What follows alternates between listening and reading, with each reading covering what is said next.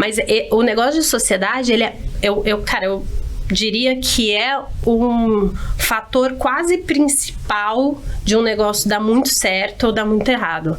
Eu, de vez em quando, entro de mentoria ou em conselho de algumas startups, nem é conselho, né? Porque startup não tem conselho, mas você entra ali no board para discutir. E eu já peguei algumas startups que eu falei, cara, eu entendi todo o seu problema. Você precisa de um sócio, cara. Porque às vezes o cara tá ali muito legal, o negócio é muito legal, e aí, mas ele é um exército de um homem só, sabe? Eu cuido do marketing, de vendas, de entrega. Não nada. Não vai chegar a lugar nenhum com isso.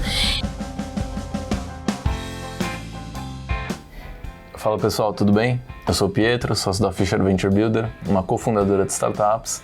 E esse é mais um episódio do Projeto Venture, uma coprodução da Fisher e da Snack, a plataforma de conteúdo da Fisher, que busca contar a evolução do empreendedorismo digital no Brasil. No episódio de hoje a gente conversou com a Marcela Miranda. A Marcela é uma empreendedora serial. Depois de trabalhar com marketing e tecnologia, ela abriu em 2009 um site de venda de cerveja gourmet, depois abriu um bar, então fez uma transição de economia real para economia digital. Depois ela montou uma agência de tecnologia voltada para publicidade. Mais recentemente, em 2015, fundou a Trig, uma das primeiras fintechs de cartão no Brasil, e que foi vendida para a Omni Financeira, e ela foi a primeira fundadora a fazer um exit de fintech no Brasil. No papo a gente conversou sobre essas diferenças de empreendedor de economia real e empreendedor de economia digital, o que ela tem feito agora. Ela está à frente de uma Venture Builder também, sobre diversidade, sobre dificuldades de empreender e diversas outras coisas. O papo está muito legal, espero que vocês gostem. Bom, com a gente aqui hoje, Marcela Miranda da Trig. Marcela, e da Systorm agora. Ex-Trig, por favor. Ex-Trig. Obrigado por ter vindo. A gente já estava conversando aqui, já estava batendo um papo, já estava entrando nos assuntos, a gente resolveu ligar a câmera. Mas para a gente voltar lá no começo da nossa conversa, quem que foi a sua referência empreendedora quando você decidiu partir nessa jornada? Cara, eu não sei te responder isso. Eu virei empreendedora meio que no susto, assim. Eu nasci... minha carreira começou totalmente corporativa, estudei marketing, fui trabalhar em empresa de tecnologia desde o início, fiz estágio na Compaq, HP, depois fui para uma outra empresa de tecnologia menor aqui em São Paulo, morava em Campinas, e aí fui transferida para cá. E o meu foco sempre foi olhar marketing, pessoas, e aí comecei a gerir equipes e tecnologia. E aí, em algum momento, a empresa fez lá uma reviravolta e falou, Marcela, boa sorte, segue a vida. E aí, parei num momento e falei, caraca, né? Mas beleza, assim, eu era uma empresa grande, eu conhecia todas as empresas concorrentes, então eu saí num dia, tinha entrevista marcada nas semanas seguintes com todos os concorrentes. E eu fui em 2 ou 3 entrevistas e entrei nas empresas e eu falava, gente, é igualzinho, só muda o presidente, né? Que um era um, o outro era o outro, só mudava, mas a estrutura, o trabalho, era tudo igual. E aí eu falei, puxa, eu queria fazer outra coisa da vida. Aí nesse meio tempo, o Guilherme, que era um dos sócios dessa empresa que eu trabalhava, falava, cara, você quer mesmo voltar a trabalhar? Vamos tentar montar uma empresa? Ele ainda era sócio de lá e eu falei, cara, eu preciso comer, vamos, mas eu preciso trabalhar.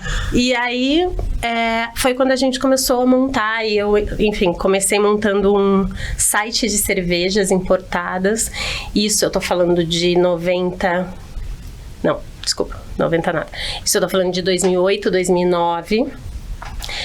Quando não tinha esse boom de cervejas importadas que tem hoje, tinha 3, 4 bares em São Paulo que vendia cerveja, e que, mesmo para beber e mesmo para comprar.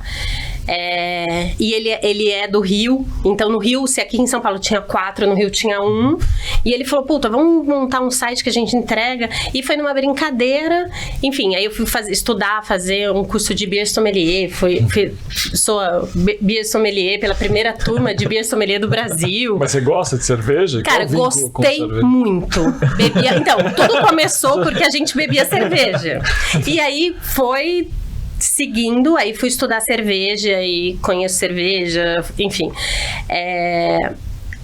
E a gente começou realmente a trabalhar com isso e começou a ser trabalho. E eu acho que eu bebi tanto nessa época. Você não lembra? Daí você não lembra muito bem. Então, não, cara, que não bebo mais. Sim. Depois... E aí, o site virou um empório, virou um bar. Aí a gente abriu um bar na Vila Madalena. Super legal, bar. Cerveja rock and roll. Chamava Beer Box. Sim. Era cerveja, rock and roll e hambúrguer. Era o que tinha. E era muito legal o bar, E aí, nesse meio tempo, foi meu primeiro como empreendedora, mas ainda uma empreendedora de bar, né? Cara, mas assim, ainda assim, acho que teve muito aprendizado, né? Do tipo...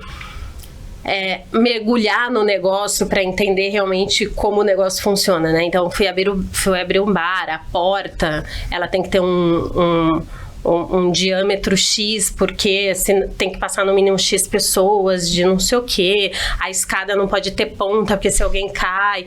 E aí você vai falar com o bombeiro, você vai falar com vigilância sanitária. O milímetro do azulejo não pode ser menor que 0,2 milímetros entre um azulejo e o outro. Então, a cozinha estava pronta do bar, a gente teve que quebrar a cozinha toda e refazer todos os azulejos. Então, assim...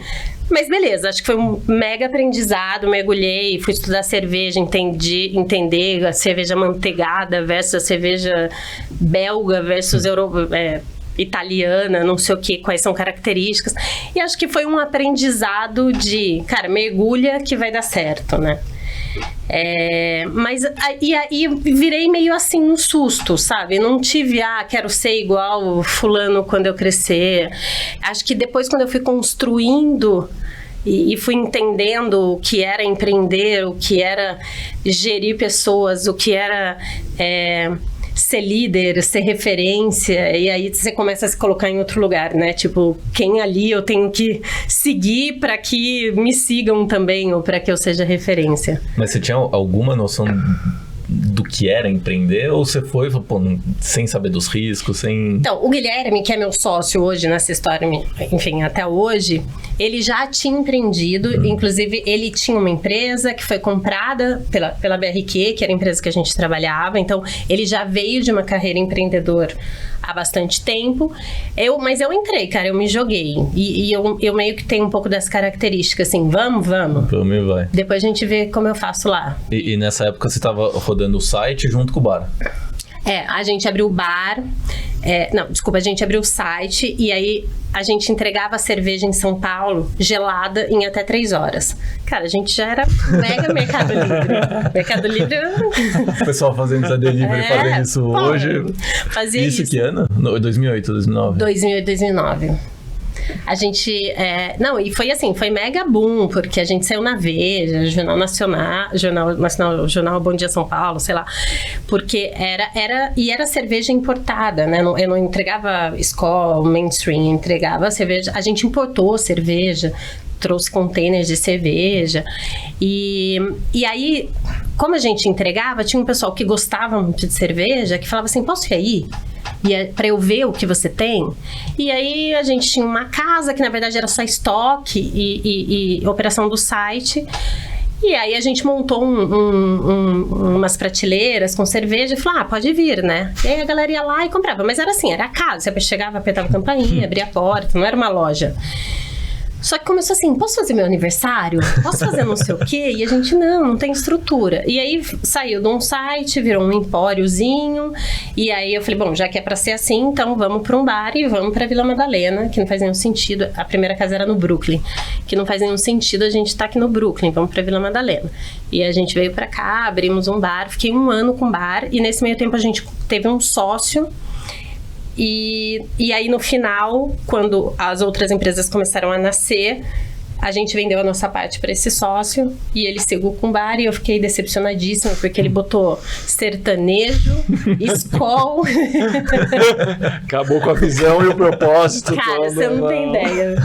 Eu morava, porque eu mudei para lá, porque como era no bar, eu mudei para próximo do bar, né? E aí eu Você dava passava uma perto. volta pra não passar, era próximo. Eu fazia um outro caminho, porque eu não conseguia passar na frente do bar. Era assim, não Mas vou. você aprendeu a arte do desapego e da defesa de negócios rapidamente, né? Cara, triste, triste. E aí depois você vendeu o bar, você foi pra fazer o Então, durante, né, o bar acontecendo, eu fiquei muito à frente do bar. A gente tinha montado um timezinho que tinha desenvolvido o site. E foi, cara, site na unha, né? Não tinha todas essas plataformas que a gente tem hoje. Era desenvolve do zero, meio de pagamento do zero. Eu lembro que no começo, a gente pegava os dados do cartão e passava na maquininha. Tipo, LGPD zero, né? Pegava os dados, passava na maquininha. E enfim...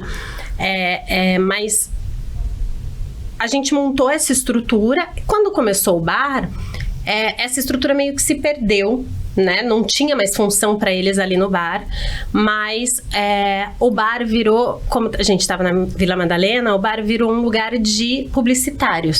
E aí entra um pedaço do Grosmo, né? Que eu comentei. Virou um bar de publicitários. E eu ficava muito no bar, acabei ficando amigo, a galera pedia indicação de cerveja, acabei ficando amigo de muita gente, tenho amigos até hoje da época do bar. E começaram a surgir algumas oportunidades lá, tipo, poxa, olha aqui, a gente tem um problema aqui de mídia, que não sei o quê. E aí o Guilherme, tinha um outro sócio na época, olhava e falava assim, puta, a gente consegue resolver isso, vamos botar tecnologia, a gente consegue resolver. E aí nasceu a Grunft, que era essa plataforma de mídia digital, uma rede, na época era uma rede de blogs, e a gente botava um layer, um código nesses blogs. E a gente, com esse layer, eu conseguia fazer qualquer interação na página, que hoje é super comum, tá? Sim. Mas na época não tinha. Então, assim, saía um carrinho daqui, atravessava até a outra ponta. A gente vendia, por exemplo, para shampoo, seda, virava um vidro de shampoo, enchia de bolha de sabão. Cara, mas na época não tinha. Era só publicidade... quadradinhos, né, head, foot. E aí, então assim, foi muito inovador. Só que aí o Guilherme me virou e falou, beleza, o bar é maneiro, você aí bebendo todo dia, mas eu preciso de alguém aqui tocando, indo pra agência e fazendo a operação. E aí eu vendi o bar, saí. Na verdade, a gente botou um gerente, aí não rolou, não funcionava. E aí a gente vendeu e aí eu fui pra Grunft. E da Grunft nasceram todas as empresas. Foi a Grunft, depois uma empresa de tecnologia que alimentava a Grunft. E aí veio a Venture Builder com tudo. Mas foi tudo nascendo por necessidades que vocês foram percebendo. Meio que, vi um problema, vou lá resolver. A Grunft nasceu assim, e aí a gente montou um time de tecnologia para atender a Grunft. Nesse meio tempo, o Guilherme, que estava ainda na outra empresa, falou, cara, vou sair e vou tocar a empresa. Tava crescendo, tava funcionando, não faz nenhum sentido eu continuar lá. Ele saiu, e quando ele saiu, a outra empresa também era uma empresa de tecnologia. Alguns clientes falaram assim, poxa, me atende. E aí a gente tinha uma empresa de tecnologia que atendia a Grunft, um time de tecnologia que atendia a Grunft. Ele falou, beleza, então vamos fazer o seguinte, vou pegar esse time e vou dividir em dois. Um pedaço eu vou continuar atendendo a Grunft, outro pedaço eu vou atender outras empresas. E aí surgiu a CBK. Então, tenho duas empresas aqui, que são as minhas empresas hoje mães de tudo, é delas que normalmente nasce tudo dentro da Venture Builder. Enfim, e aí nesse meio tempo eu foquei muito tempo na Grunft por uns 2 anos. Aí a gente comprou uma outra empresa que era de mídia também, mas focada muito em programática. A gente não era programática, né? Nosso tipo de publicidade era outro.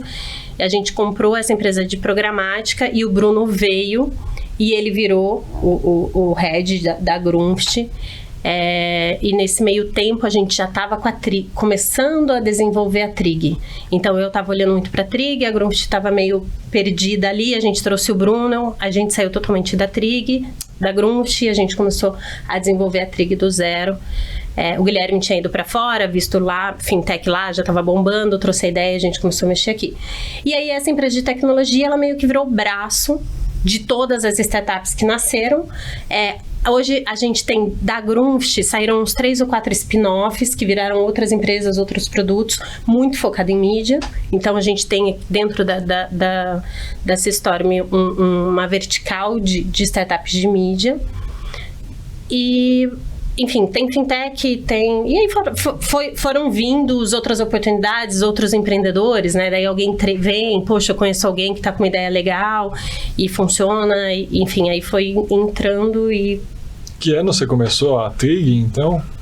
A gente começou a desenhar a Trig mesmo, acho que 2014, eu não tenho certeza, mas acho que 2016 foi quando a gente lançou a Trig.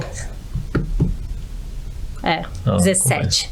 17, eu acho. E qual é a visão inicial dela? Então, a Trig era para ser uma plataforma de serviços digitais. No início, a gente ia começar como todo mundo começou, que era com empréstimo pessoal. A gente lançou o empréstimo pessoal nela por alguns meses, sei lá, 3, 4 meses. E a ideia era que, vamos começar com o empréstimo pessoal, que era mais fácil, mais simples, estava todo mundo fazendo. E depois a gente vai abrir conta corrente, cartão de crédito, enfim. E aí vai migrar. Ou um modelo megalomaníaco de todo bom empreendedor. Mas a gente rodou pouquinho empréstimo pessoal e, cara, era dar crédito online, as pessoas, naquele início onde ninguém botava ainda direito dados, né, na internet. Eu lembro que a gente tinha lá um call center que a galera ligava e falava assim, mas vocês são sérios mesmo? Eu posso botar meu CPF? Então, ainda era um comportamento, né, com medo ali de dados. Então, não rolou, cara, a gente começou a perceber que era super difícil dar, cada 1000 pessoas a gente dava para um e isso não ia chegar a lugar nenhum.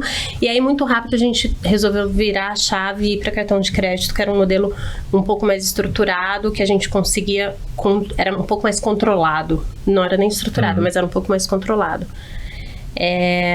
Com a ideia de vamos lançar carteira digital, vamos lançar não sei o quê. Mas, cara, eu acho que o mercado de cartão de crédito, ele é tão complexo, ele é tão grande e tem tanto caminho ali para seguir, que a gente ficou muito tempo, e eu acho que isso foi o mais legal, né? Que como a gente não abriu, a gente conseguiu focar e fazer um trabalho muito legal de cartão. Enfim... Tanto é que a gente acabou saindo e eles seguiram, acho que agora até eles estão falando de lançar em 2022 conta digital, mas assim, o cartão de crédito é bem complexo, né? Eu tenho um pouco de... não sei qual a palavra certa, mas um pouco de agonia, sabe? Quando você vai falar com qualquer empreendedor que tem uma empresa de HR Tech. Aí você vai falar com o cara, mas e onde você quer chegar? Não, eu quero virar uma fintech. Não, cara, não. Elabora, então, um pouco melhor. Esse Provavelmente agora tem algum empreendedor com algum negócio. Não faça isso. Que viu aquele coach que toda empresa vai virar uma fintech. Conta pra esse cara por que não é simples assim. Então, qualquer coisa com crédito é muito complexo, né? A gente acaba... tendo que... Eu lembro que a gente mexia nas torneirinhas de crédito da Trig a cada 3 dias. Era muito... Qualquer movimento de cenário de economia, greve de ônibus, qualquer coisa que acontecesse no Brasil impactava ou aprovação, ou pagamento, qualquer coisa. Feriado, sabe? Então, a gente tinha que prever assim, esse mês tem feriado, então diminui quer dizer, esse mês não, daqui 40 dias tem feriado, então diminui um pouco as aprovações desses 3 dias... Porque se o próximo pagamento, até o cara receber o cartão, não sei o que, para receber a fatura daqui a 40 dias, cair no feriado, você já sabe que no primeiro, a primeira fatura o cara não vai pagar.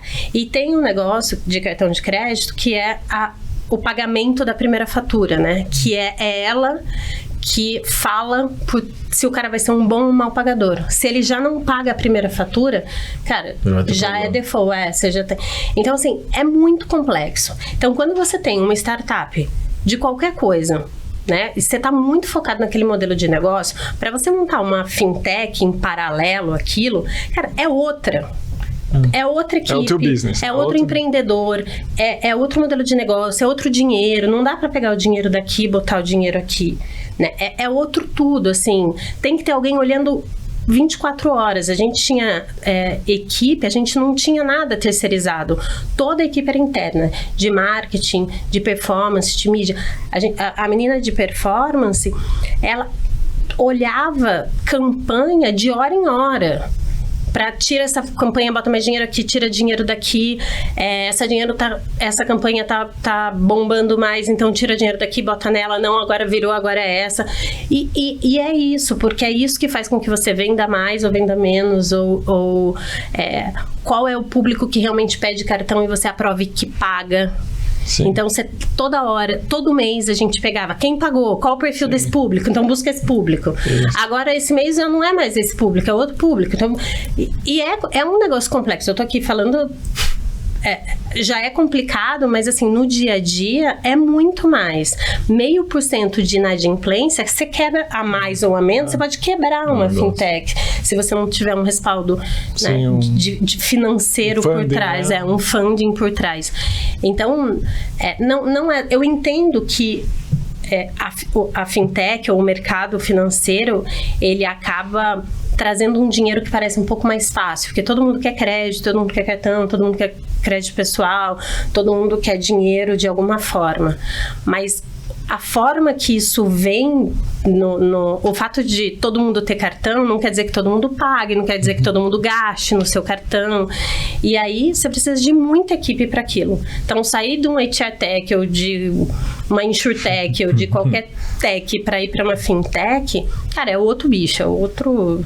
E como foi? Você teve um bar que você tem um crescimento mais linear de economia real. Como foi para você mudar a chavinha para esse crescimento exponencial que exige de um negócio de tecnologia? Acho que, para mim, o ponto principal da gente pensar como empreendedor real, né, ou offline pro digital, cara, o teu core é tecnologia. O teu core não é RH, teu core não é finanças, teu core é tecnologia. Então, outras coisas, né, que a gente vê muito empreendedor. Não, eu sou uma fintech.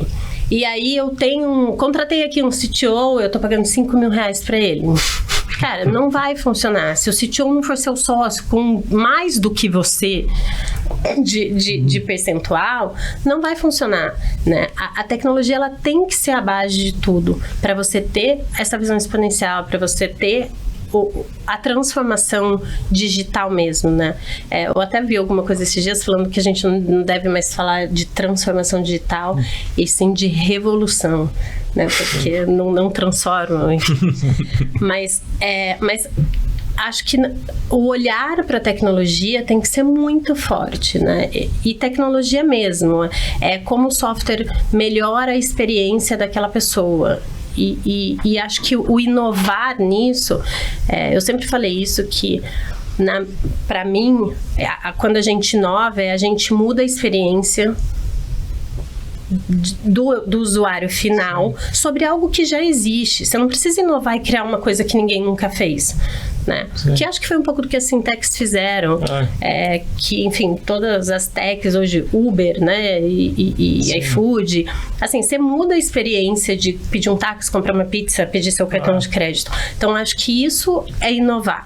Agora, é tecnologia, né? Não tem outra coisa, porque aquele modelo de negócio, ele já funciona. Quando você vai, por exemplo, de novo para a fintech, cara, o Banco Central, ele é tudo pronto. Você não pode mudar o produto, você não pode mudar a forma de cobrar, você não pode mudar a forma a taxa, você não pode mudar nada. A experiência de cartão de crédito é um plástico com um número, no máximo que você vai encostar, é essa experiência do produto. O que você pode mudar é a experiência a partir daí. Ou de pedir, ou de relacionar, ou de falar, né? De ter um atendimento melhor, ou, enfim. Mas aí é tecnologia, porque o produto aqui, o cartão, plastiquinho com número, não sei o que, você não vai mudar isso, não tem como mudar. Mas tem uma coisa muito importante que você está falando, na verdade duas, uma é colocar o cliente no centro, né? Que é a expressão customer centric. Acho que é um pouco isso que você está falando, né? A indústria é muito formada pelos processos e o processo que forma o produto, você pega agora e via isso. Você fala assim, qual o melhor processo para você, cliente, né?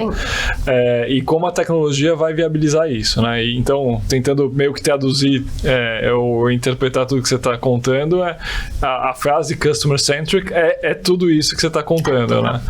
E a segunda, que você falou rapidinho, mas acho que é muito legal aprofundar na tua mentalidade, é isso de ver o time como sócio. Né? Sim. Apesar de você ter vindo de uma carreira corporativa que não estimula isso, acho uma coisa, foi uma coisa super legal, assim, você entrou de cabeça como sócia de um cara que você confiou, que você confiava e foi estendendo essa sociedade para vários, né? Acho legal ver um pouco mais porque parece super natural para você e pra gente, a gente vive isso aqui no dia a dia, mas acho que para grande maioria das pessoas é um tabu. Falar de sócios, elementos de escolher um sócio, confiança. O que você estava lá como executiva meio que em 5 anos tua vida mudou completamente. Totalmente. Muito por essa confiança nesses sócios.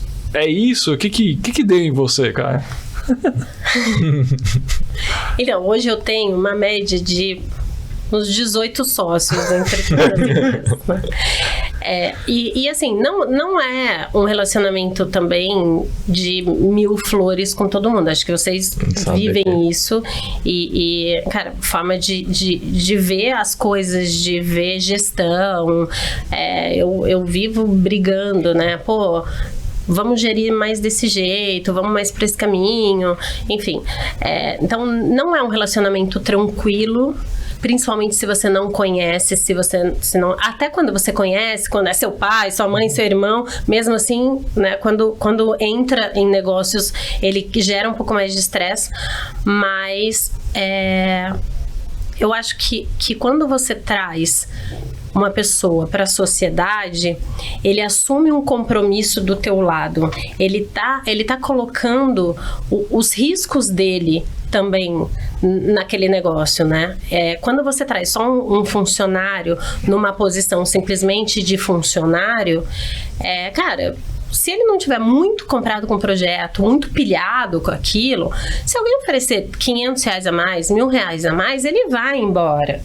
Né? E vai levar tudo que ele aprendeu, todos aqueles seus segredos que você não queria contar pra ninguém, ele vai levar. Então, se o cara é realmente bom e ele realmente conhece, então trazê-lo como sócio, principalmente no início de um empreendimento, na construção de uma empresa, eu acho que faz muito sentido, muito sentido. O Guilherme, meu sócio, eu brinco com ele que eu falo assim, cara, se ele sentar no bar com você, ele sai sendo seu sócio. De qualquer coisa, sabe? Ele adora juntar 3 pessoas e vamos sair daqui com um projeto, vamos sair daqui com uma ideia e vamos trabalhando e daqui a pouco a gente bota embaixo da CBK, da Grumpf, não sei o quê, enfim, o negócio sai construindo. E não era meu perfil, ainda não é muito, mas assim, é muito legal. Alguns deram errados, nenhuma dúvida, mas cara, teve alguns que deram muito certo, né? Então, acho que onde eu cheguei agora com 18 sócios, e você começa a conhecer um pouco mais, né? Então, assim, um bom contrato social faz uma mega diferença. Governança, né? Desde o dia zero. Governança desde o dia zero. E isso é super difícil, né? Eu fiz um curso de governança agora, há pouco tempo, e, cara, é mega difícil você pegar uma startup que começa com governança. E no meu mundo hoje, já é muito natural, né? Porque a gente já tem lá um processo, um roteiro que, cara, todo mundo começa igual. Sim. Né? Mas quando você vai realmente pro empreendedor raiz ali, que tá começando do zero, e o meu primeiro também não teve, sim, né? Hoje eu sei o que é, mas no meu primeiro também não teve. Mas o negócio de sociedade, diria que é um fator quase principal de um negócio dar muito certo ou dar muito errado. Eu, de vez em quando, entro de mentoria ou em conselho de algumas startups, nem é conselho, né? Porque startup não tem conselho, mas você entra ali no board para discutir. E eu já peguei algumas startups que eu falei, cara, eu entendi todo o seu problema. Você precisa de um sócio, cara. Porque às vezes o cara tá ali muito legal, o negócio é muito legal, e aí, mas ele é um exército de um homem só, sabe? Eu cuido do marketing, de venda, de entrega. Não nada. Não vai chegar a lugar nenhum com isso. Então, acho que um sócio faz uma mega diferença, mas tem que ter um bom contrato social, e tem bons advogados hoje que fazem bons contratos sociais hoje, já de startups, então começar com um planinho de início faz uma diferença grande. Mas a gente aqui até concorda e vive isso como você. Acredito que sim. E a gente, a real é que são conversas difíceis. Mas acho que é não fugir de conversas difíceis muitas vezes de estar conversando aqui quando a gente está se conhecendo. É isso. Então, a gente é muito direto em algumas conversas aqui para validar não só alinhamento de visão, alinhamento de valores, principalmente, mas de método, né? Sim. Que acho que a governança, que ou não, o método sim. é um acordo, é um contrato, né? E que resume tudo isso que a gente está falando. Sim. Então, muita gente, acho que tem um pouco de medo ou acha que não tem estômago. Eu acredito que todo mundo tem estômago para encarar essas conversas da largada e sempre, né? Então, mas o problema é que se você não encara essa conversa na largada, a conversa depois, cara, é muito mais pesada, é muito mais indigesta, né? Porque você vai ter já vi sócio processando sócio e pedindo processo trabalhista. E ganhou. Porque dentro do contrato social eu tinha um percentual que eu ganhava uma parte do dinheiro, sei lá, era um negócio que não fazia sentido, e o cara ganhou trabalhista, ganhou férias, 13º, não sei o quê. Então, assim, essa primeira conversa dolorida, indigesta, as regras são essas, dessa forma, no início, se não acontecer, não vai rolar, né? Mas você comentou, agora nesse novo mundo, nessa realidade que você vive, imagina que você esteja falando da VB. Sim. E aí a gente vai falar um pouquinho mais de VB aqui, dado que temos já que fazemos isso na vida. Uma mesa de VBs aqui, das poucas que temos no Brasil. Mas quando que você ali naquela sua série de empreendedora serial, quando que você resolveu montar a VB, ou foi uma reorganização do que você já tinha? Foi algo pensado, pô, não, vou fazer esse modelo, ou quer saber, eu já faço isso aqui, vou organizar isso de outro jeito? Então, começou a acontecer logo na época da Trig. Inicialmente a gente tinha um monte de startups que a gente, de alguma forma, fundou ou cofundou, que a gente ali ficava rodando os pratinhos. E quando a gente mergulhou na Trig, e algumas dessas startups, quando eu entrei na Trig, eu saí, porque eu virei, né, a Marcela da Trig, a gente olhou para isso e falou, cara, a gente precisa organizar como essas outras startups vão ficar, ou vão sair, ou como elas estarão, ou como nós estaremos. Então, a gente...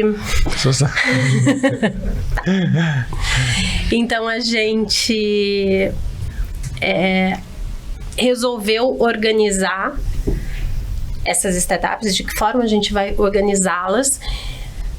E começamos a estudar todos os modelos. A gente é um grupo, a gente é uma holding, a gente... E claramente o modelo que a gente tinha era... Vamos nascer startup aqui dentro, vamos trazer um empreendedor para um projeto que a gente já tem, ou vem alguém com um projeto e a gente acaba entrando junto e investindo. E só que a gente não tem eu e o Guilherme, a gente gosta de botar a mão na massa, sabe? A gente gosta de, vamos sentar junto, discutir, vamos mergulhar. A mesma coisa que eu fiz lá com a cerveja lá atrás, eu fiz com mídia, eu fiz com esporte agora, com games, com a Trig, né, com finanças. Eu realmente mergulhei no negócio. Então, é muito nosso. Então, assim, não fazia sentido a gente ter um modelo de, bota um dinheiro e deixa o cara lá. Cara, não, vou meter o bedelho aí. Não é assim, vamos por esse caminho. Já fiz isso, deu errado, então vamos por esse caminho. E aí a gente começou a entender que esse era um modelo não tão claro, que aqui no Brasil, né, existe uns conceitos um pouco, os conceitos não são claros, né? Consolidados, né? Então tem uns que falam, não, que Venture Builder não trabalha junto, só bota dinheiro, enfim. Mas a gente começou a entender que isso era um modelo muito próximo do que a gente gostava de fazer e que a gente já fazia e era o que a gente queria continuar fazendo. Então, na época da Trig mesmo, a gente começou a estruturar isso como uma Venture Builder, mas eu acho que a gente já tinha, sabe? A gente só não tinha estruturado mesmo. E aí, a gente desenhou, mas a gente estava muito na Trig, então, tanto eu quanto o Guilherme. Então, cara, a gente desenhou, isso daqui, é assim que funciona, mas a gente tinha dado uma pausa, porque como a gente estava no dia a dia da Trig, a gente não conseguia olhar outras coisas, não conseguia fazer nada. E aí, quando a gente saiu, que foi janeiro do ano passado, a gente falou, puta, agora a gente realmente consegue olhar para isso e investir e dar a atenção que a gente queria. Então, desde o ano passado, a gente tá dando mais atenção e fazendo um trabalho mesmo de VB, mas a gente já tem um modelo há muito tempo, mas a gente reestruturou ele basicamente o ano passado. E você comentou que, e a gente vive isso você fala que você faz VB, cada um acha que você faz alguma coisa. Um você acha que você faz aceleração, outro incubação, outro você acha que você coloca incubadora, dinheiro. Tem de tudo. E também porque tem gente que se define de vários jeitos. Então tem VB por aí que ela contrata o empreendedor. Não, eu trago o cara, eu contrato ele primeiro como um executivo, depois se eu gostar dele ou se for pra frente, a gente vai. Aqui a gente faz um pouco diferente, mas como que funciona lá na Trig? Se puder explicar assim, o meu modelo de VB é assim. Tá. A gente já entra com um empreendedor como sócio mesmo. Varia muito o percentual, eu não tenho um modelo já fixo, porque às vezes já vem uma coisa muito redonda, muito pronta, quase com o cliente, só precisando botar em produção. E às vezes vem só uma ideia e que a gente realmente precisa focar muito mais ou vai investir muito mais dinheiro, mas em média a gente entra entre 30% e 50%. E o empreendedor, assim, que a gente olha, o que a gente traz do empreendedor cara, você vai se ferrar de trabalhar. A gente até brinca muito que, assim, a gente traz um empreendedor um pouco mais Nutella, né? Assim, a gente fala, cara, tem empreendedor Nutella e tem empreendedor raiz. A gente contrata não, mas a gente tem empreendedores Nutella, porque eles chegam, ele já tem um escritório na Vila Madalena, um escritório super legal, uma geladeira cheia de cerveja, né? Ele tem quase um salário, ele tem estrutura, ele tem fluxo de caixa, a gente garante fluxo de caixa para rodar, então sua empresa não vai quebrar, então assim, nada do que eu tive lá atrás, né? Eu lembro que quando a gente começou o bar, cara, eu rodei alguns meses cheque especial, ia pagando ia rodando. Eu lembro que na época do bar eu dei um cheque para comprar uma geladeira de cerveja, aquelas geladeiras em pé. E o cara não depositou o cheque. Assim, eu paguei, sei lá, em 3, 4 vezes, o cara não depositou o cheque. E, beleza, eu não percebi, eu fechei a conta no Citibank. Eu fechei a conta do Citibank, em algum momento esse cheque reapareceu, carimbado 2 vezes. Enfim, eu fiquei 5 anos, porque não achei o cara, não... R$300, juro, R$300. Com o nome sujo.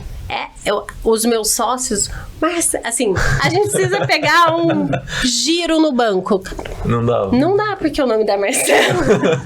Isso é empreender no Brasil, isso. Paga registro. Não, eu juro, eu contratei um advogado, eu falei, cara, eu deposito o triplo desse valor em juízo. Eu pago. Só precisa tirar meu nome. Eu só preciso... Não tenho o que fazer. Não tem o que fazer. E eu fiquei com 5 anos até dar aquele negócio de caducar por causa de R$300. E eu tô falando que os 5 anos acabaram há uns 3, 4 anos atrás. Assim, eu já tava na Trig. Mas até falando da VB, o que você olha assim no olho do cara e fala, esse cara tem os atributos para ser empreendedor aqui com a gente? Cara, isso é difícil, né? Olhar no olho.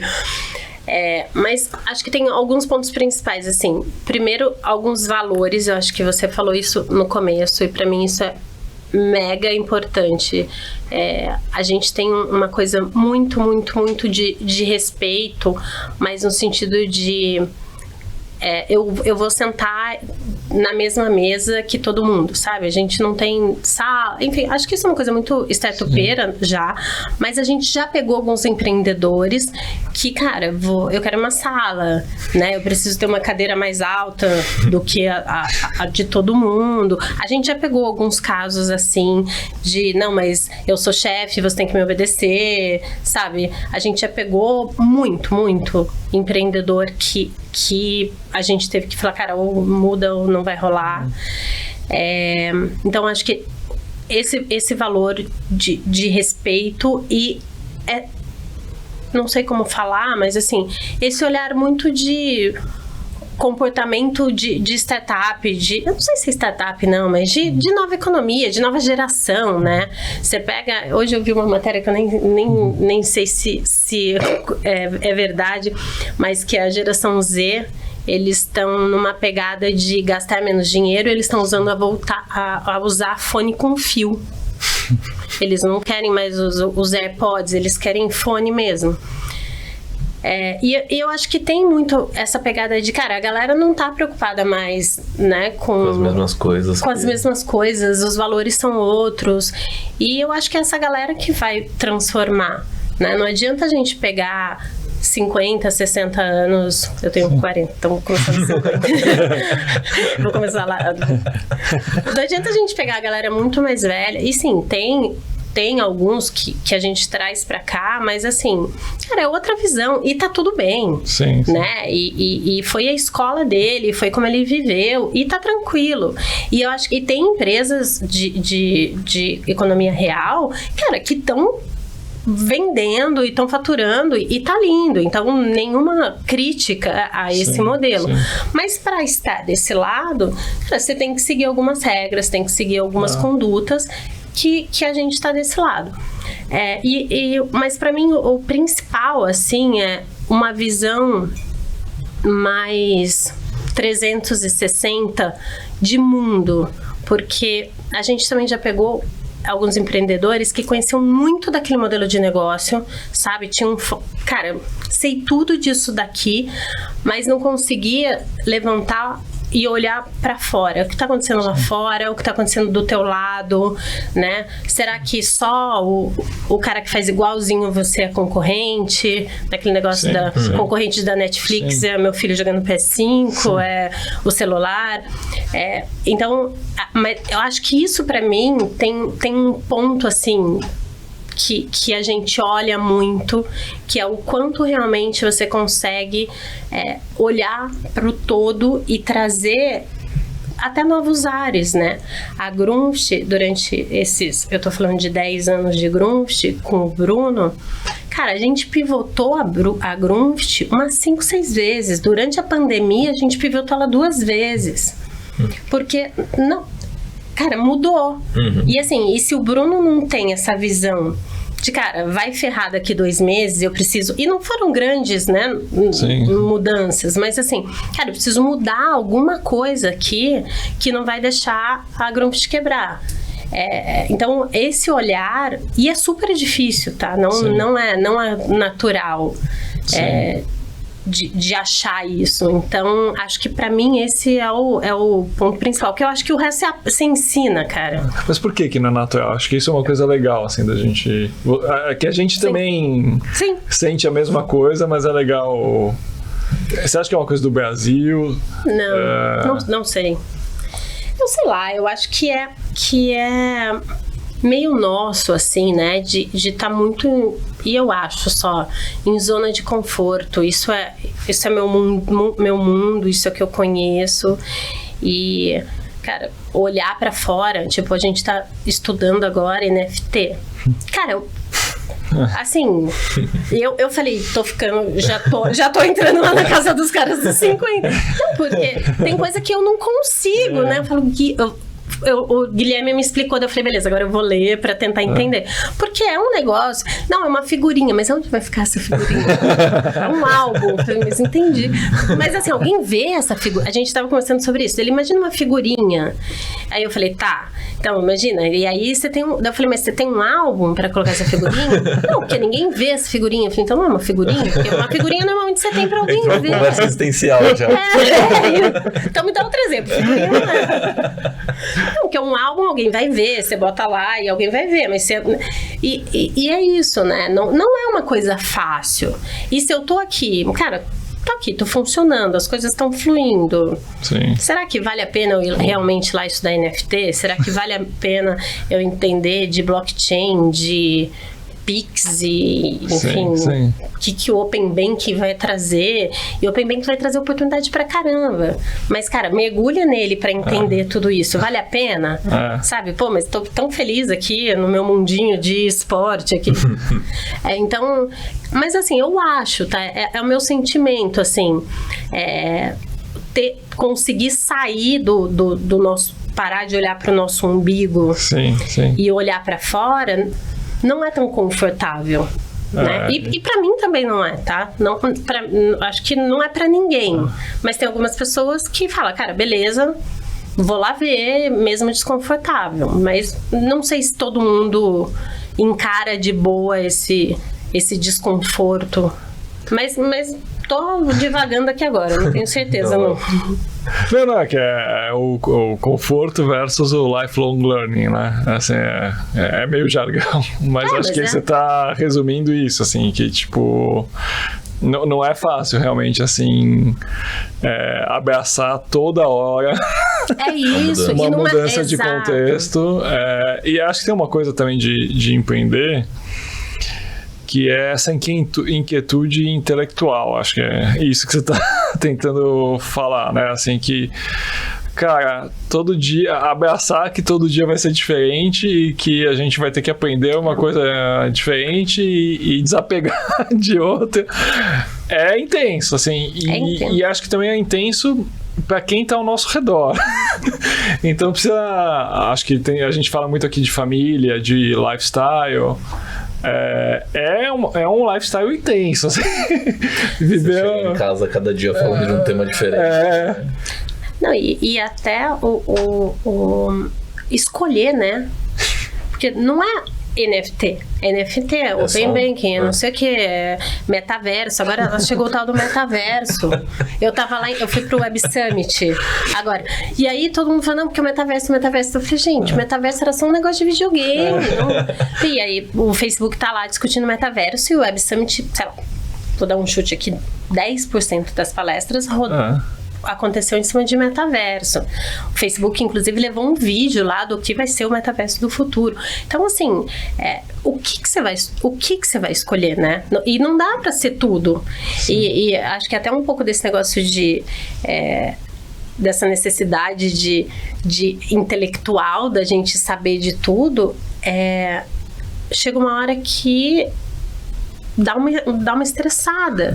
Porque se você para, tipo, domingo eu vou ver Netflix, você fala, sério? Podia estar estudando metaverso. Você acha que você nunca fez o suficiente? E eu tenho a impressão que as coisas estão cada vez mais rápidas. A gente brincava no começo da Fisher, lá em 2017, que a gente via muito buzzword nos pitches, mas era aquele negócio da época, você fala de blockchain e você fala de cripto. E por, cara, um ano foi blockchain e cripto que tá ali, né? Aí depois você fala de AI. Agora, no mesmo ano, você tem isso. NFT, Open Banking, Pix, metaverso. Tá muito rápido. É isso. Mas você acha que essa capacidade de sempre sair da zona do conforto e esse lifelong learning é a principal diferença de um empreendedor da economia real para um empreendedor da economia digital? Profundo. Agora A gente edita, joga um som. Agora é a hora da tela. Cara, talvez. Hoje, se você fosse buscar um sócio para um bar e um sócio para uma startup, o que você seria procuraria diferente? É. O que você colocaria em cada um, assim, que você acha? Não, esse eu acho que tem que ser isso, esse eu acho que tem que ser isso. Cara, eu acho que uma coisa que eu procuraria nos dois é relacionamento com pessoas. O bar, a gente precisa de, cara, muito. Você precisa falar com a pessoa o tempo todo. E acho que um empreendedor também, você precisa estar muito conectado. Então, acho que isso é uma característica dos dois. Mas o contato no bar, acho que contato físico tem muito, né? De toque, inclusive, de tudo. Que no digital não é necessário. Mas, assim, intelectual, vamos pensar... Acho que são características totalmente diferentes. Eu não preciso de alguém conectado nesse mundo de megalomaníaco de informação pro bar.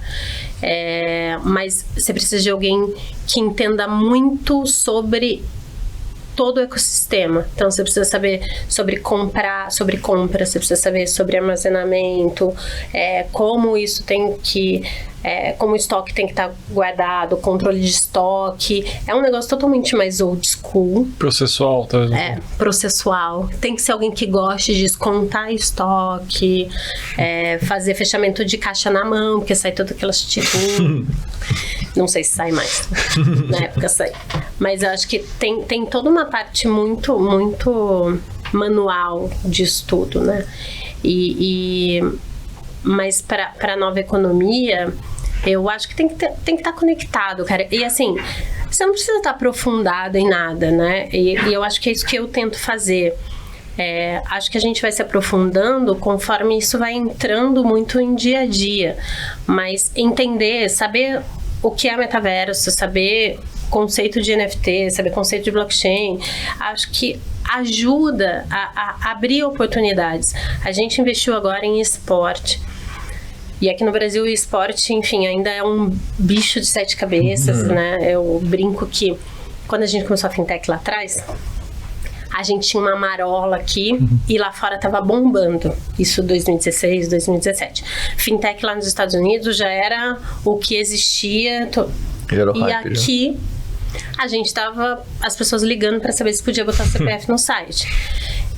E aí, sei lá, em 2, 3 anos, cara, bombou.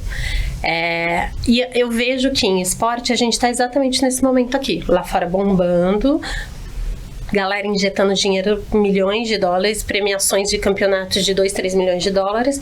E aqui no Brasil, campeonato com premiação de 10 mil reais. Mas eu acho que a gente tá nesse momento, sabe? A gente tá nessa marola aqui de esporte. E que vai bombar. Daqui 2, 3 anos a gente vai estar no mesmo momento de fintech. E aí, quando a gente olha para esporte, tem lá o mercado tradicional, que né? Tem um time que joga, não sei o quê. Mas, cara, o que tem aqui? Né? Tá todo mundo olhando isso daqui. O que tem aqui? E é por isso que a gente tá falando. Cara, o que tem NFT? Cara, a gente tá olhando para NFT para games, a gente tá olhando para blockchain para games. Então a gente acaba se aprofundando um pouco mais. Metaverso, eu entendi o que mas ainda não trouxe para cá. Então, mas entender que tudo isso tá rolando, né? Entender que tem um Open Bank ali, que tem um Pix. Puta, será que eu conecto Pix com mídia? Será que eu consigo... Sei lá, não, às vezes não faz sentido, mas entender que isso tá rolando, acho que faz muita diferença. O Web Summit acho que foi muito legal, mas assim, tem alguns eventos aqui que trazem essas discussões também. A gente não precisa ir lá pra fora, ainda mais com euro a 7 reais.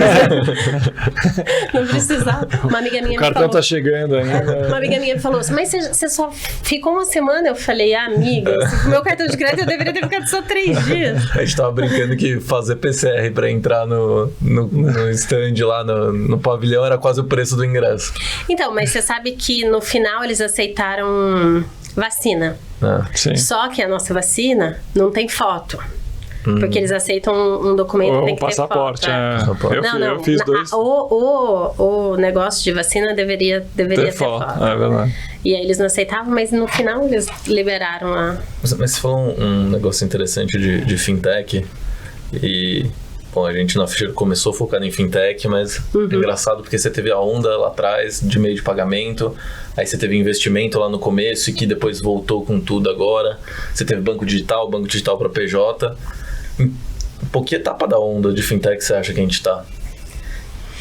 Cara, eu acho que a gente tá numa bolha muito grande de fintech. Acho que tem as fintechs que realmente que já se consolidaram. Tem um boom aqui, tem um grupo de fintechs consolidadas e que estão fazendo seu trabalho super direito. Tem um grupo de fintechs que estão se consolidando, que estão crescendo, estão se reinventando. Cara, e tem um momento, tem uma parcela gigante que são mini fintechs, que é isso, né? É o HR que quer virar fintech, é o Insurtech que quer virar fintech, é o iFood. Tem ninguém lá dentro que veio desse mundo.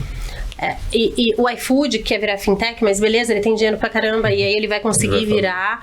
Mas assim, é outro bicho, né? E todo mundo tá olhando pra isso e todo mundo quer investir em fintech. E eu acho que acaba se perdendo, sabe? Porque o que realmente você vai dar atenção? Cara, já tem um monte de gente aqui fazendo de tudo. Eu acho que talvez o Open Bank dê algumas novas oportunidades para algumas coisas novas. Mas, cara, novo cartão de crédito de fintech... Cara, não vai rolar, sabe? Crédito pessoal de fintech, a não ser que você injete muito dinheiro. E aí, beleza, talvez um iFood consiga... Não, na minha humilde opinião, não acredito, e não por nada, porque, cara, tá todo mundo saturado de cartão de crédito. Então, será que ele consegue chegar num Nubank? Será que ele consegue chegar num volume que realmente faça sentido? Eu particularmente não acredito. Então, para mim, eu acho que fintech ou você vai aproveitar a onda do Open Banking para criar algo realmente que vá fazer sentido, ou criar conta digital, ou cartão de crédito, ou crédito pessoal, só por criar, só para ser mais um, para mim tá virando bolha, sabe? Mas mesmo assim, todo mundo tá fazendo, todo mundo tá querendo, todo mundo... Eu recebi agora há pouco um pitch deck de uma empresa de esporte, que o objetivo deles é lançar um cartão de crédito. Eu falei, cara, mas tem um mercado, um mundo de coisa em esporte. Pra que cartão de crédito? Sim. Não, porque eu tenho uma comunidade. Não, cara, você não tem uma comunidade, né? Assim, sabe qual o tamanho dessa comunidade pra você ganhar dinheiro com cartão de crédito? Mas é isso, ninguém entende o tamanho da complexidade disso. E aí, beleza, vou entrar no mercado e pagar um risco altíssimo e pagar um custo altíssimo, o que não faz nenhum sentido. E acho que uma coisa legal, assim, ligado a toda essa tua vivência, é um pouco você compartilhar a tua vivência de captação e a de exit. Como foi ter tido o exit da TRIG? Imagino que foi uma experiência única e especial. Cara, na verdade a gente não captou na TRIG. A gente, quando começou...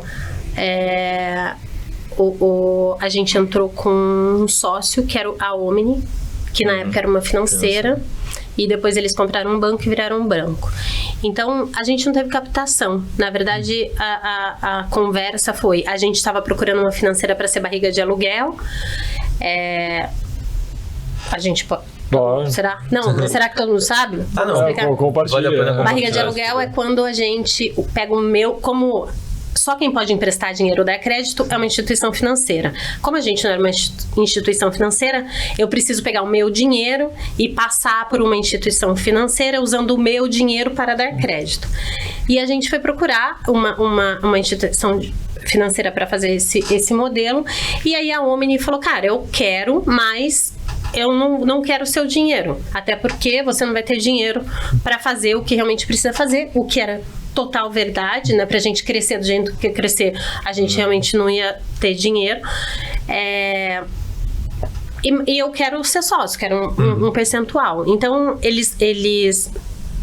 todo o investimento que a gente teve foi um pedaço nosso e um pedaço deles. Não foi nenhum aporte, eles já entraram desde dia zero como sócio. E vocês montaram um modelo ali que gerava mais receita do que dar o cartão de graça, né? Então, a gente não... Isso foi uma discussão mega complexa, assim, todo mundo fazia um cartão zero, não pagava nada, zero anuidade, e tanto na visão da Trig, não minha, mas de todo mundo da Trig, quanto da Omni, cara, a gente tinha que tentar gerar receita desde o início. E eu, por outro lado, falava que não, o mercado tá dando cartão a zero, não faz nenhum sentido.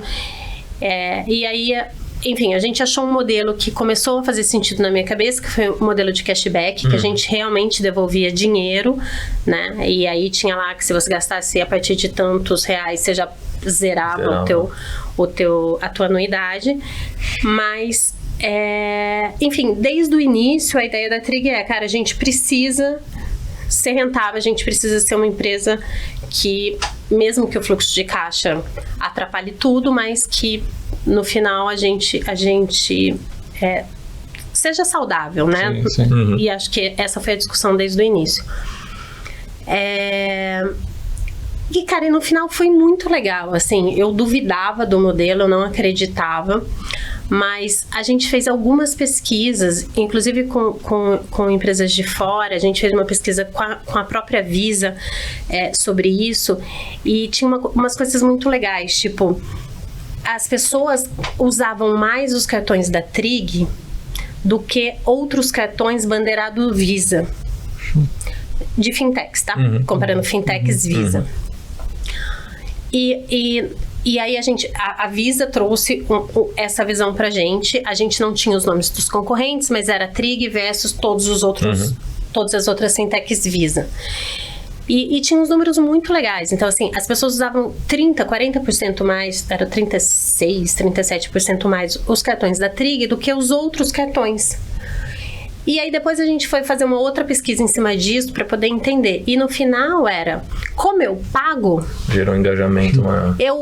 Eu me sinto obrigado a usar mais do que o que é de graça.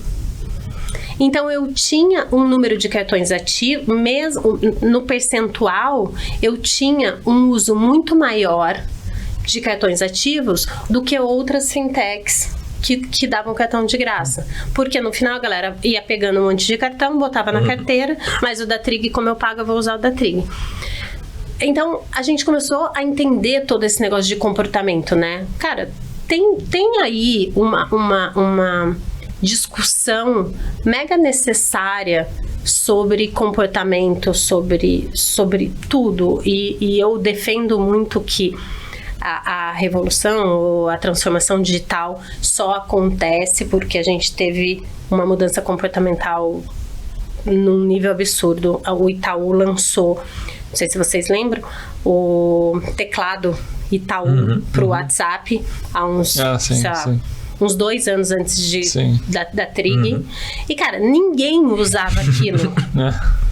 Atrapalhava, né? Não existia, ninguém se adequou àquilo. E 3 anos depois estava todo mundo fazendo tudo isso. Então, tem uma aceitação de comportamento, tem uma aceitação tem uma mudança, né? E aí tem lá os early adopters, e enfim. Mas a gente precisa que as pessoas mudem seu comportamento para algo realmente se transformar e acontecer.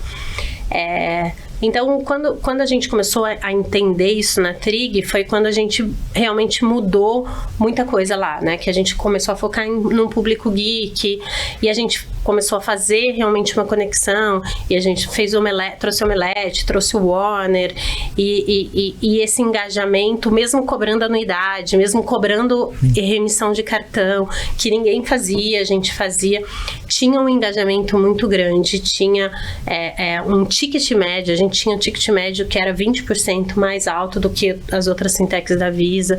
Então, acho que foi muito legal, assim, entender esse comportamento atrelado a essas mudanças que a gente ia entendendo e fazendo ao longo do tempo que eu fiquei lá. Então, acho que isso faz uma mega diferença também. E a decisão de saída, como isso acabou acontecendo? Então, a gente começou a procurar investimento, a gente fez todo um trabalho e a gente realmente precisava de um aporte grande de dinheiro, porque, cara, provei um modelo de negócio e essas pesquisas até foram feitas nisso, né? Tipo, cara, provei um modelo de negócio, olha aqui, eu performo melhor do que alguns concorrentes e não sei o quê. E a gente fez uma rodada e a gente recebeu algumas ofertas. E a Omni, que era sócia, virou e falou, cara, eu não quero. Pra mim não faz sentido. Porque eu quero um crescimento. A Omni, ela e aí, né? Acho que a nossa discussão, ela é uma economia muito real, né? Ela nasceu emprestando dinheiro para financiando carros velhos. E a gente fala carro velho, carro de 15 anos atrás. Só ela faz isso no mercado. Cara, e ela nada de braçada. Então, não tem alguns investimentos, e aí de novo, né, só visão mesmo. Não faz sentido para ela. Por que que eu vou me arriscar e ir para esse negócio todo cheio de metaversos, NFTs, não sei o quê? Cara, se eu tô sozinho aqui, nadando de braçada, não faz sentido, né? A gente, inclusive, durante todo o tempo, cara, foi muito legal, assim, a gente aprendeu muito com eles, porque eles já tinham toda essa carga de compliance, Banco Central, que a gente conhecia zero, né, e eles, cara, aceleraram isso com a gente muito tempo, e eles também aprenderam com a gente algumas coisas de tecnologia, né? Tipo, a gente precisa, sei lá, de um contrato pra botar não sei o que, daqui 15 dias. Não, cara, não tem 15 dias. Tipo, hoje à noite. A gente precisa responder um cliente. Não, daqui, você vai entrar aqui no sprint, não sei do que. Não, cara, não tem sprint, eu tô online. Se eu não responder daqui 15 minutos, eu vou ser morta pela internet. Então, e no começo isso gerava muito atrito, porque eles tinham um ritmo deles e que funciona para eles, funcionava para eles, e a gente tinha um ritmo de internet. Então, no começo teve um monte de atrito, depois eles entenderam o que a gente precisava, a gente entendeu também que existia algumas dificuldades ali, que não eram umas coisas tão... fala lá com o Banco Central e resolve para mim em 30 segundos. Então, existiu toda essa sinergia, mas em algum momento para eles passou a não fazer sentido o crescimento que fazia sentido para mim como empreendedora. Sim. Ou eu ia virar só uma executiva ali, né? Vou continuar aqui recebendo meu salário, trabalhando e não sei o quê. E aí para mim não fazia nenhum sentido, pro Guilherme não fazia nenhum sentido. E em algum momento assim, poxa, então beleza, se não faz sentido pra gente, eu compro a sua parte. Eu falei, como assim você compra a minha parte? Não tá à venda. Você falou, foi ótimo. Cara, foi ótimo depois. Mas na hora que eu recebi a notícia, eu falei... O Guilherme falou, cara, eles ofereceram. Eu falei, lógico que não. Lembra, meu nome é Marcela da Trig Miranda. Não tem Marcela sem Trig. A Trig, assim, cara, eu fui a primeira pessoa na Trig. Cara, fui eu que escolhi a cor da Trig, o logo, as cadeiras, as mesas, montei escritório. Não existe, como assim? Praticar o desapego. Exercitou o desapego. Lembra do bar? Então, é a mesma coisa. Flashback, bateu o flashback. Tinha medo de transformar num bar sertanejo. Pois vai que eles vão começar agora. Vai que troca a cor da Trig. Vai fazer cartão de débito. Mas, cara, pra mim foi... E aí, eu realmente me apego às coisas. Apesar de todo esse tempo, eu construo um relacionamento, principalmente com o time. Pra mim foi muito, muito, muito difícil deixar o time. Cara, a gente trabalhava num escritório praticamente desse tamanho. Eu falava com todo mundo, né? Eu ficava em pé, galera... Agora derruba o site, bota o site no ar, não sei o que. Eu ficava em pé, eu falava com tecnologia, RH, marketing, todo mundo. Cara, existia uma sinergia muito, muito, muito grande nossa com todo o time. Então, meu primeiro baque foi, como assim? não tem como. Como eu vou construir qualquer outra coisa sem essas pessoas? Assim, foi bem pesado, assim, essa notícia quando chegou. E avisar a galera, sabe? Sentar e falar, gente, senta aqui, eu preciso contar uma coisa pra vocês. Tipo, não, eu não falei, Guilherme, você vai lá, eu vou ficar aqui quieta, olhando e não tenho o que falar. Né? Eu tinha uma sensação de traição, né? Tipo, cara, eles construíram tudo isso comigo e agora eu vou embora e eles vão ficar. Mas ao longo, enfim, aí no final a gente conversou e fazia sentido, não fazia sentido pra gente continuar do jeito que estava. A gente decidiu realmente vender. Mas a minha questão era, beleza, a gente vai vender, eu vou ficar aqui mais 6 meses, 1 ano e tá tranquilo, né? E não precisava, porque eles eram sócios. Né? Não era assim, eu tô entrando agora, eu preciso que você me passe. Você não precisa me passar nada. Já tá aqui. Já tá tudo aqui. Então, foi muito rápido. A gente decidiu em novembro, em final de outubro, começo de novembro. A gente assinou em dezembro. E 31 de dezembro a gente já estava totalmente fora. Então, assim, não teve grandes planejamentos, não teve... a gente assinou e vamos esperar tanto tempo para divulgar. Não teve. Foi realmente no tempo que aconteceu. Foi um mês e meio. A gente decidiu, aí assinar contrato, negociar, não sei o quê, e sair. Então... mas de novo, assim, eu fiquei alguns dias dormindo em posição fetal. Passando 2 quadras longe. Olhava o Instagram e falava, não acredito que eles estão postando isso, que coisa horrível.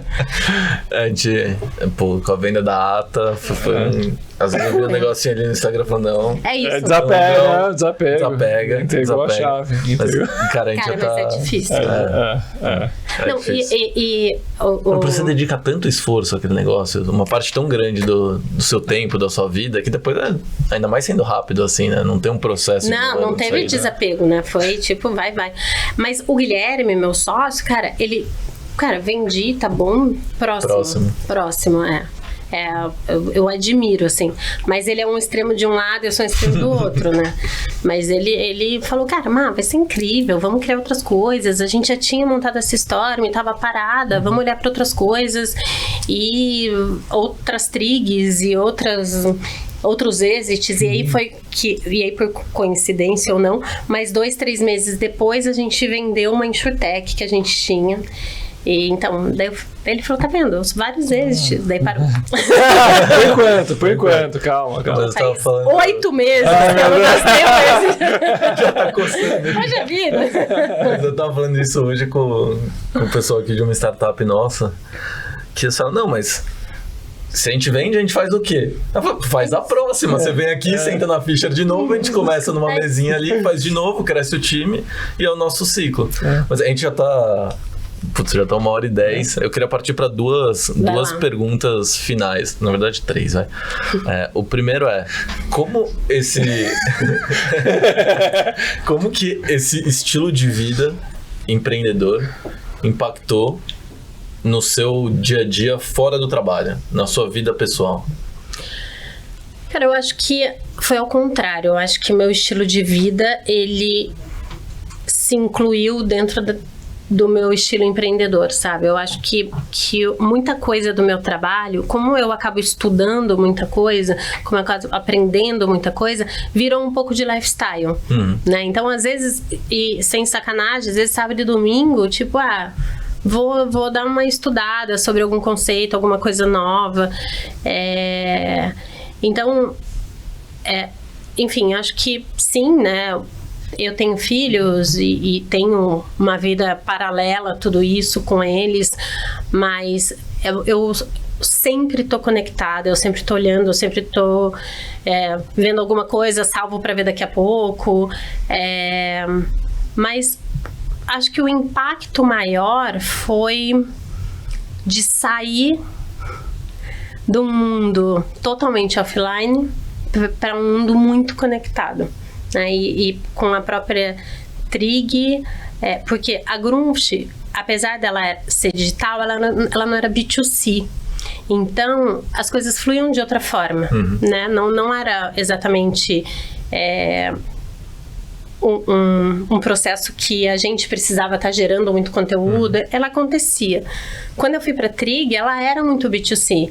Então, cara, qualquer comentário, qualquer reclamação, eu tava olhando muito isso e demandando da equipe, demandando de todo mundo. Então, acho que a mudança foi lá atrás, né? Foi quando eu deixei de virar mais offline e passei a ser mais conectada. E eu acho que hoje o meu mundo lifestyle é conectado. Eu fui viajar agora e eu reparei que eu viajo pelo olhar do meu celular. Né? Porque, sério, eu adoro fotografia, amo fotografia. Então, eu comprei um iPhone porque eu gosto da máquina, porque eu gosto de tirar foto. Então, eu trouxe muito do meu lifestyle para dentro dessa hiperconectividade. E sim, eu acho que é até um pouco exagerada. Meus filhos reclamam. Mamãe, e aí tenho que fazer isso, né? Tira, bota no cantinho. Mas acho que eu trouxe muito do meu lifestyle para isso, sabe? De estudar, de ler. Eu leio muito, então, cara, eu leio em Kindle, eu tô com celular, enfim. Mas... E aí agora eu comecei, tem alguns meses, alguns anos, que eu comecei a me forçar a... Cara, eu preciso fazer uma atividade física, eu preciso ir, enfim... botei como rotina, mas daí eu tenho que botar como... Na agenda. Como obrigação. É isso, tá na minha agenda, eu tenho que levantar e tenho que ir pra academia. Tenho que ir pra aula de não sei o quê. Que não é tão natural quanto... Cara, eu tô aqui, vou dar uma estudadinha, vou ler aquela matéria que eu não li ali atrás, enfim. E, bom, você... Acho que foi a primeira empreendedora em fintech a fazer um exit, né? Foi. A gente não podia passar sem esse tema. Assim, na verdade, são duas perguntas. A Stephanie te falou isso?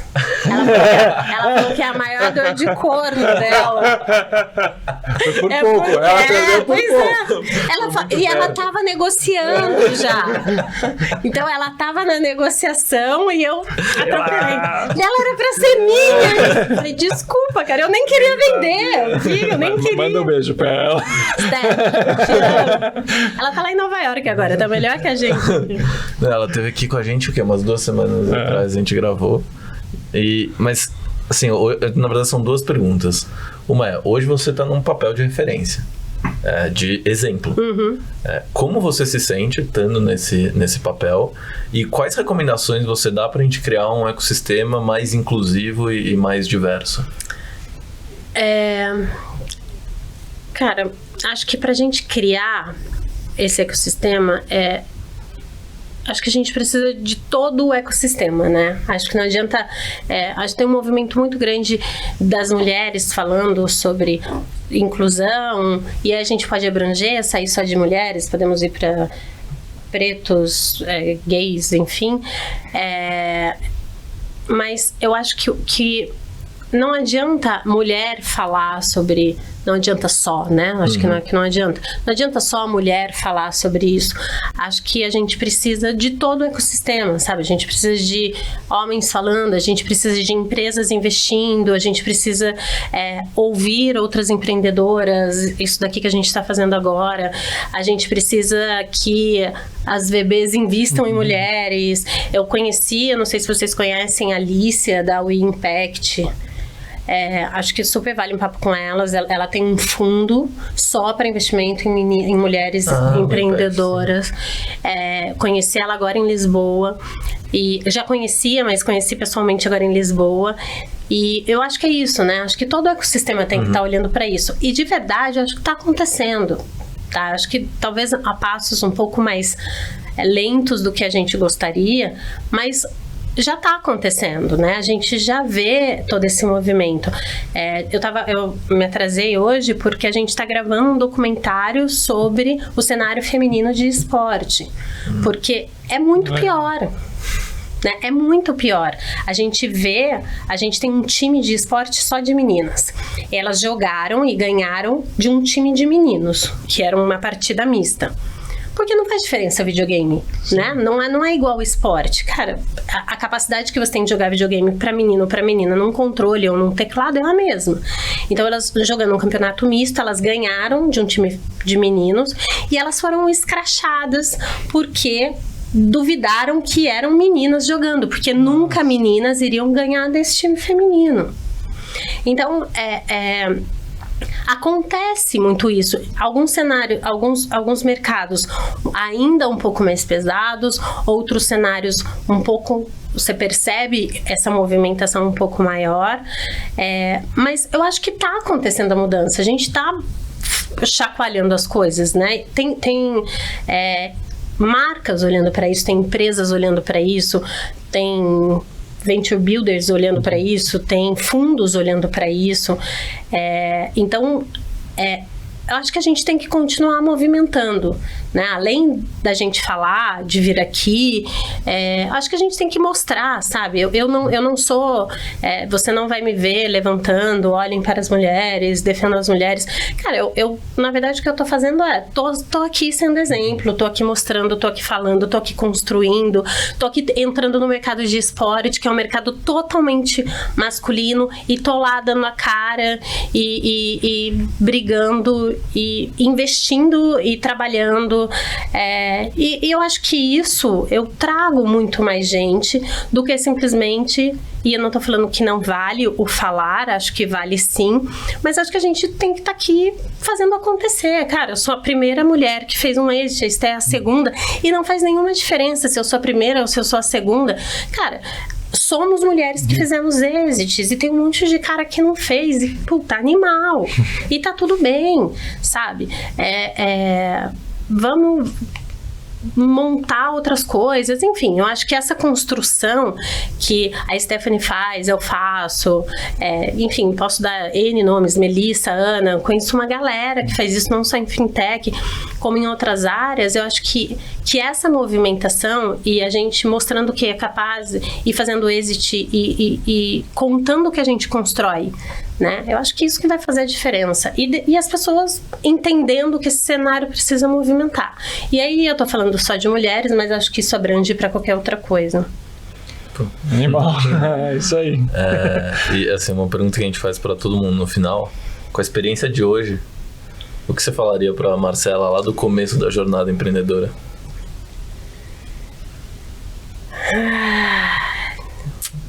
Acho que eu falaria continue estudando.